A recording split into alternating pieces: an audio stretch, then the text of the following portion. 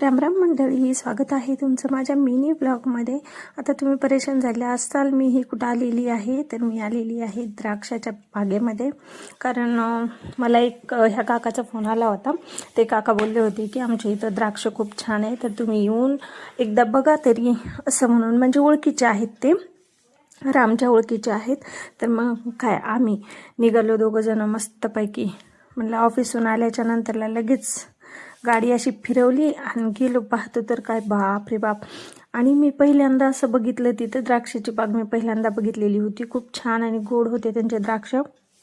आणि त्यांनी ना ते द्राक्षाला सॉरी आवाज हे होतोय, ते भूतासारखं नसते का, काय म्हणतात त्याला, ते नजर लागू नये म्हणून आपण घराला लावतो, ते तसलं सगळीकडे लावलं होतं, एकच नाही प्रत्येक ठिकाणी होतं। असं वाटत मी परेशान झाले। आणि त्याच्यासोबत सगळीकडे असे टेडी बेर लटकलेले होते, माकडाचे, पुन्हा असे बाहुल्या वगैरे असे लटकवलेले होते।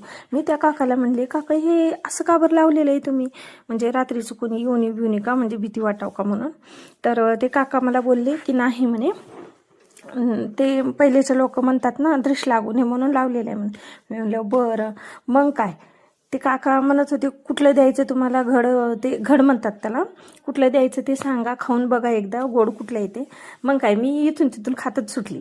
माझ्या काही जिभेला कंट्रोलच नाही, तोंडाला बी कंट्रोलच नाही, हान खात सुटली। मी ह्यांना म्हणलं तुम्ही पण एक दोन टेस्ट करा। ते म्हणले नाही नको, आपण घेतोय ना, एवढं कशाला खातीये। मी म्हणलं नाही खाती म्हणलं। तुमच्या बागायतबद्दल सांगा। मी सुरेश पाटील नाईकवाडे, माजी उपसरपंच शेंद्रा। आणि हा जो द्राक्षाचा बगीचा आहे, हा शेंद्रा शिवारामध्येच आहे, शिवाजीनगर याच्या बाजूलाच बघा। तर आत्ताच त्या काकाने तुम्हाला ॲड्रेस वगैरे सांगितलेला आहे। जर तुम्हाला कुणाला घ्यायचे असतील मस्त असे ताजे ताजे बिना केमिकलचे झाडाचे असे तोडलेले, तर त्या सांगितलेल्या ॲड्रेसवरती या।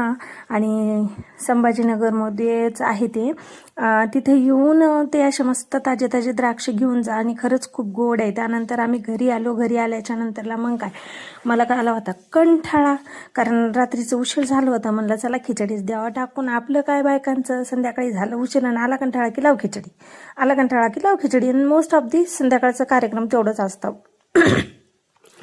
म्हणून मग मी खिचडी लावली होती।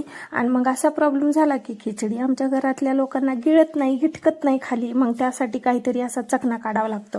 म्हणून मग मी म्हणलं आता पापडं काढल्याशिवाय काही खिचडी रिकामी, कुकर काही रिकामं होणार नाही म्हणलं, आता काय करावं म्हणलं। मग पापडं काढले।